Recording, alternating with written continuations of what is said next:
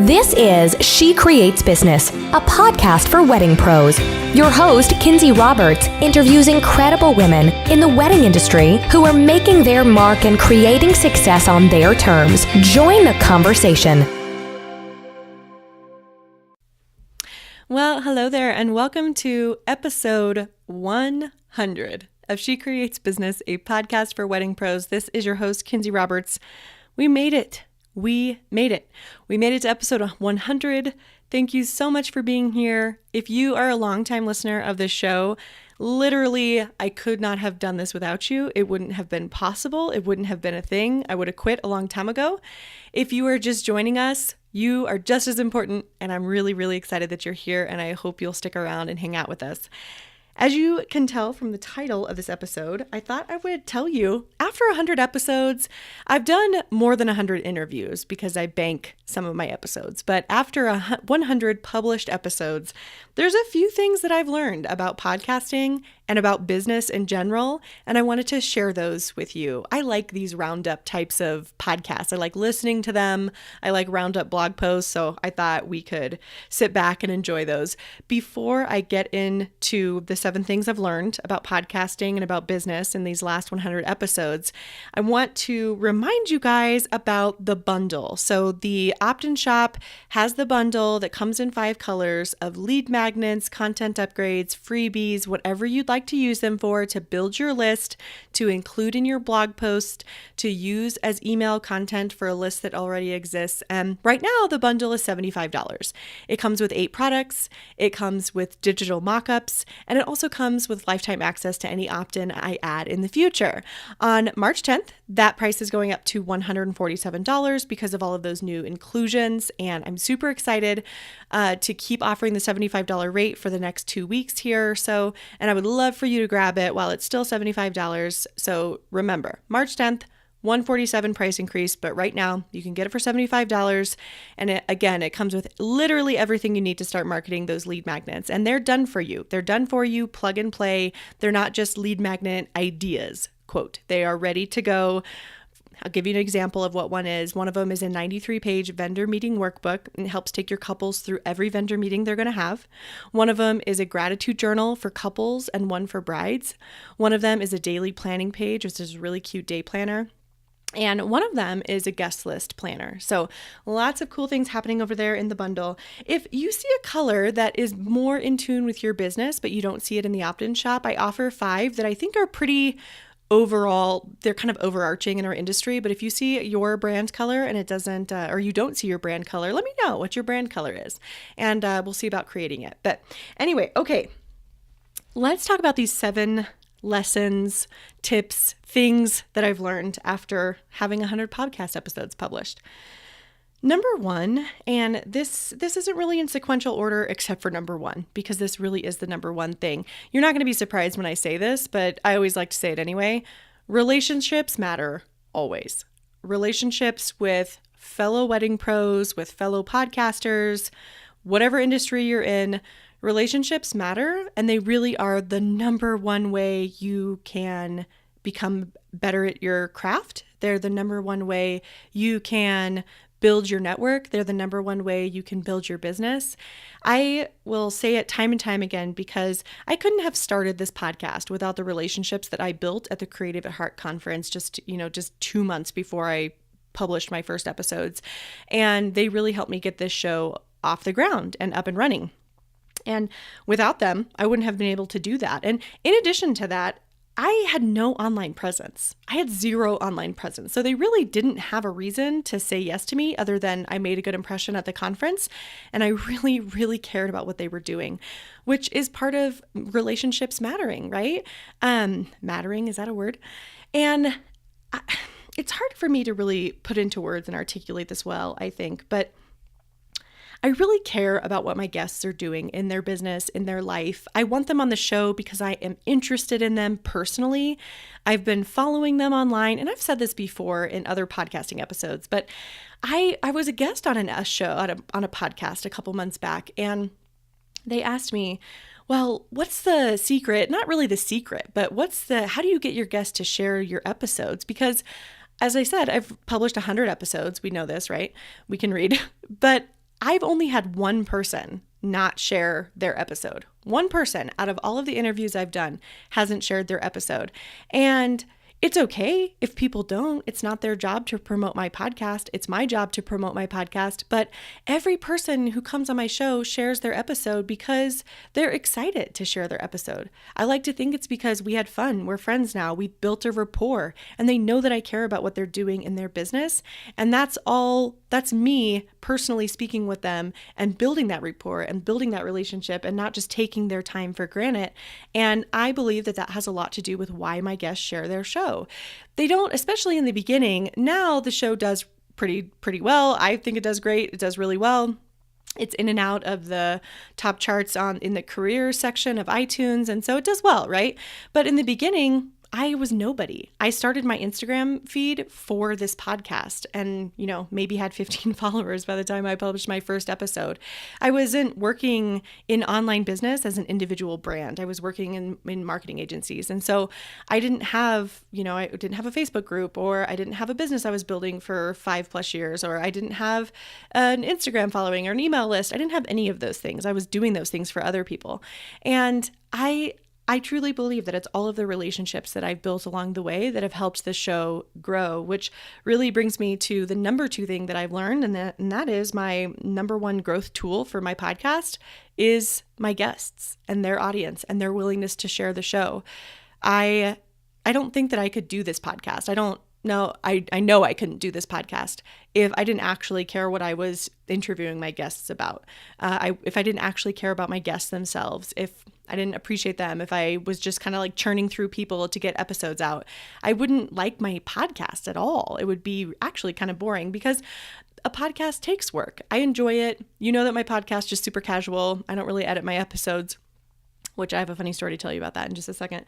But it is work. It takes time, it takes effort, and it takes time to load it onto iTunes. It takes time to record stuff. And anyway, so without being actually interested in my guests and without them sharing the show, I couldn't have grown. And because of you guys, that's my other number 1 growth tool is you share the show. You tell your friends about it. You recommend me. The word of mouth recommendation has really been the number 1 growth tool between my guests and between you as my listener.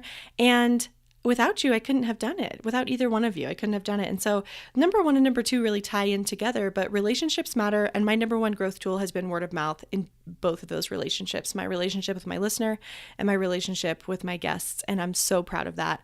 And I don't ever want to lose that. I don't ever want to outsource finding guests for my show or anything like that, because I appreciate finding people who are doing really, really cool and interesting things in our industry.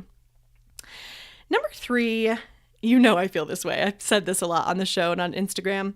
Podcasting is so special. It's special in a lot of ways. It really has provided but it really has provided both personal and professional growth for me. You heard me just say that before I started the podcast, I didn't have a personal brand presence or even a really presence on Instagram or on online at all, other than like my personal Facebook page, right? And it's because I wasn't in the online industry whatsoever. I was doing it in a different way, but podcasting has given me so much more confidence in myself. I don't feel that I was kind of a wallflower at all before, but it's really given me a level of confidence that I can appreciate and helps me be more willing to talk to strangers and more willing to be vulnerable myself and more willing to open up and tell my story. And I think that you have to have a level of confidence to do that, because it is scary to share about yourself, and it is scary to try to be an interviewer, especially when you don't have all the tools that you need, or you're a little nervous to put your voice out there into the world. I could never have conceptualized how many people would listen to the show when it first started. And it's kind of funny to look at the number now and think, wow, that's a lot of ears for me. And I don't know why I was never nervous about that, but I think it's great, because if I could have predetermined that, I don't know if I would have started, because I would have been a little nervous, I think. Podcasting has really, personally, it's expanded my network tremendously. I feel like I know so many more people in so many more industries, and even though I was already interested in exploring online business and marketing, of course, that's what I was doing professionally, my eyes have just really been open to what cool things people are doing. And, like I'll give you an example. When I met Raina Pomeroy, I was just and I've talked about her on the show before. She runs the Fueled with Heart Facebook group, and she's the co-host of the Creative Empire podcast. She was one of my inspirations for having a percentage of the opt-in shop go towards something that I was really passionate about, because she does that. 10% of all of her sales go to the Pencils of Promise program, which helps builds schools in underfunded nations. And that's a big deal. That's a big chunk of money. And she's almost like over 80% of the way there, I think. And that's so special. I would have never been able to kind of see all of these people doing these incredible things, because they're not just building businesses. They are doing all of these amazing things with their business, outside of their business, because of their business. And that is what I'm most interested in. So that's an example of what I've really appreciated about growing my personal network, and an example of the way my eyes have been opened to the possibilities of what's possible with our businesses. Because we don't just, if we want to be, that's fine. But if we don't want to be just a wedding venue owner, we can do other things, right? Number 4 is, I've done a lot of interviews, and we are all different people. I have had the pleasure of interviewing people from all walks of life, from all backgrounds, who are in a variety of different industries, who are also in the wedding industry itself, but do different things. Of course, not everybody is the same, but we all have the same struggles. We all have the same fears. We have the same anxieties. We have the same struggles in our business. We are seriously, truly in this together. And I think it's that commonality that binds us and helps us to understand each other. I think that commonality is another reason the podcast has become popular in the industry, because we can all listen and really just nod our head and say, yes, yes, girl.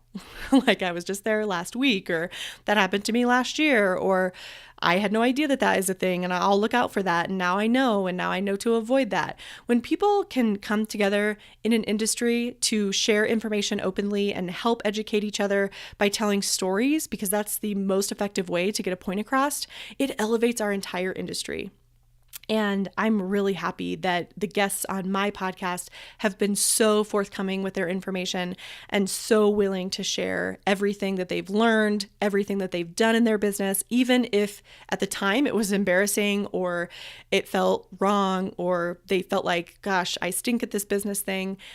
It's not easy to share when you mess up. Let's be real. That's not easy. It's easy to share the wins. Like, yeah, I'm at 10,000 Instagram followers. You're welcome.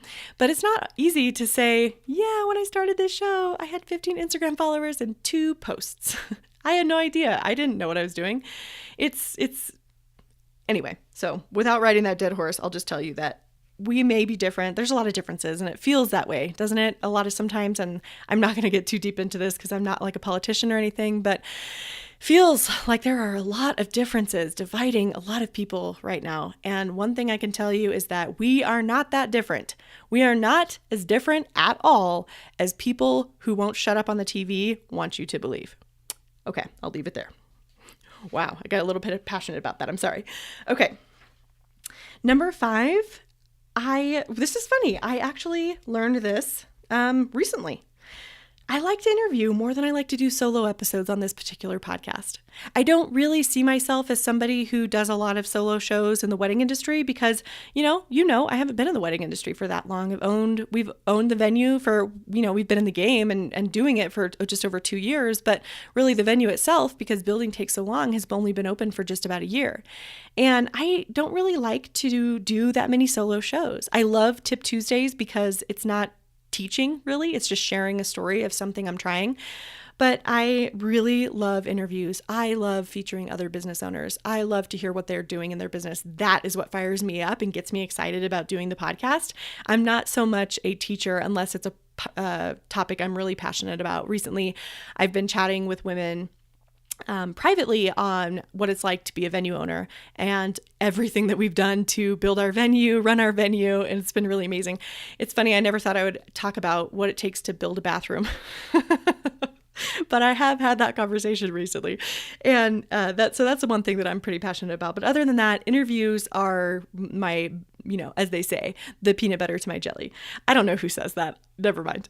Okay. Number 6 is it's super important to pull the trigger on an idea, even if you don't feel like you're ready. That's what I did with this podcast. I knew that I wanted to start a podcast. You know this if you're a longtime listener. I knew I wanted to start a podcast. I've been an avid listener for a long time of podcasts, but I didn't really feel extremely ready when I got started. I felt comfortable reaching out to my guests because I tried to be as detailed and as upfront and as organized as possible for them because I wanted it to make it really easy for them to say yes. But I didn't have a ton of stuff like ready to go. I learned podcasting online. I taught myself everything I know. And I kind of just pulled the trigger. I didn't sit around and wait for someone to give me permission to start a podcast. I didn't think, oh, gee, Vista View Events isn't open yet, so I guess I shouldn't be podcasting about wedding stuff. I didn't think any of those things. I just thought, I want to have conversations with really, really interesting women in the wedding industry, and I am equipped to do it. I'm not scared to do that thing because I loved the conversations I was having at Creative at Heart conference. I was just scared that I wouldn't have all of the tools in my tool belt, so to speak.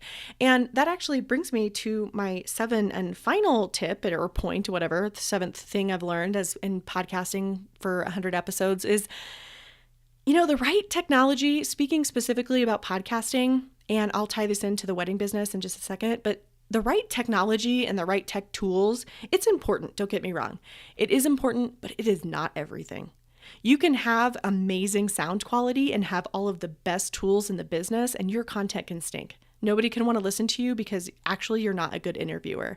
You don't have great interview skills, or they can tell that you don't really care about your guests and you're just in it to talk about yourself. Or you can have kind of poor sound quality at the beginning, but they can tell how passionate you are. You bring on amazing people and you're highly interested in them, and they don't really care that the sound quality stinks because they're interested in what you're podcasting about. So don't hear what I'm not saying. If you have a podcast or you want to start a podcast, I totally recommend getting a professional microphone, but you certainly don't need a $650 Rode mic. I use a $70 ATR 2100 and it's great. It works for me. So the right technology is important, but it is not everything. And I think the same is true in our wedding businesses. It's important to have the right tools. It's important to have the right, CRM system, contract system that can make our life easier, but it's not everything. And it's not going to it doesn't mean we're great business owners. I've had this conversation a couple of times in different contexts. I just talked to Chrissy Thomas from Southern Sparkle Weddings and Events. She's amazing. She's a certified wedding planner. I highly recommend that you check out the Bridal Society after speaking with Chrissy, of course, but we both agreed that even if you get that piece of paper, there are still a lot of things you need to do to actually be an amazing wedding planner. And you don't need to be certified to be an amazing wedding planner. And you don't even need to be in the game for 10 years to be an amazing wedding planner. You know what I mean? So yes, we can have the right tools, and yes, it can be important and it can help us do things that maybe we wouldn't be able to do otherwise, but it is not everything. It takes a lot more than just a good mic, a wedding planning certification, et cetera, to be good at what we do. And the first thing I would say is that it takes grit. Really. It reminds me of my friend Lauren, who it's called The Real Female Entrepreneur now. It's her podcast, but it used to be called Grit and Glitter.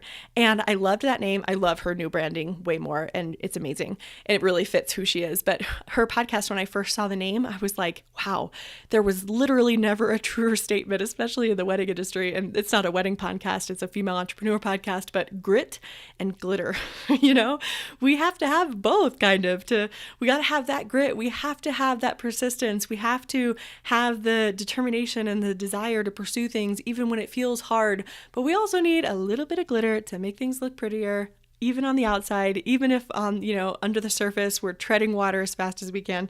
Thankfully I have an amazing mastermind, and they reminded me of this the other day when I was talking to them about something I feel like I'm struggling with in my own wedding business. And my friend Cinnamon said, you know what? It's hard, but you're doing the right things now and they are going to pay off eventually, but it's hard. It's not everything is easy.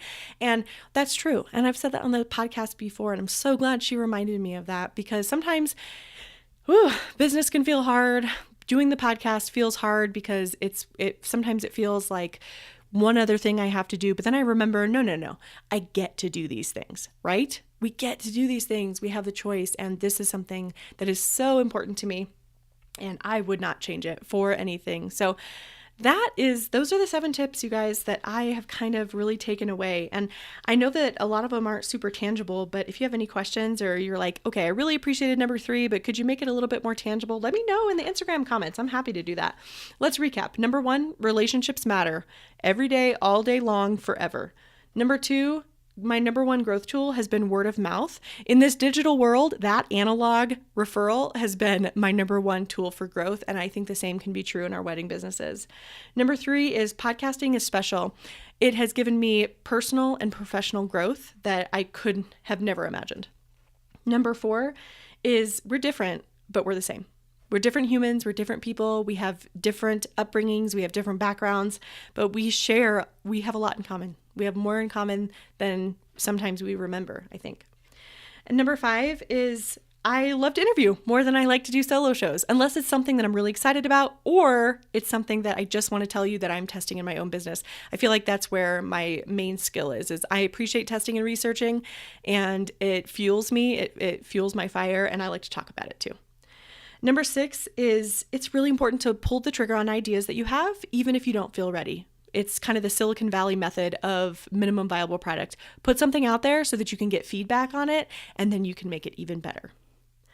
And finally, number 7, the right technology, the right tools, the right things, they're important, but they are not everything. They are not going to build your business for you. They're not going to make you a great business owner. And they don't make me a great podcaster. I don't have the most amazing sound quality. I don't have the best interview skills, but dang, I love what I talk about and I love my guests. And I think that's one of the reasons this show has been successful in my mind.